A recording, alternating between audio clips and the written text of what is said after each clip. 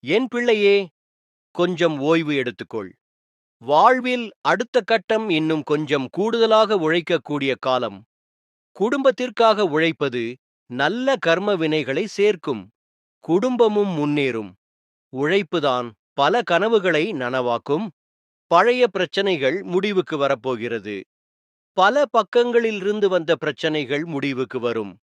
இப்போதைக்கு கொஞ்சம் ஓய்வும் ஆரோக்கிய முன்னேற்றத்தில் கொஞ்சம் கவனமும் செலுத்து. அடுத்து நடப்பவைகளை இப்போது நினைத்து கவலைப்படாதே. அவைகள் அந்தந்த காலகட்டத்தில் தானாக நடக்கும்.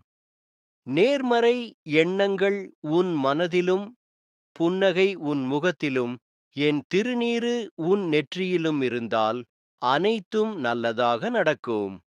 உன் அப்பன் நான் உன்னோடு எப்போதும் இருக்கிறேன்.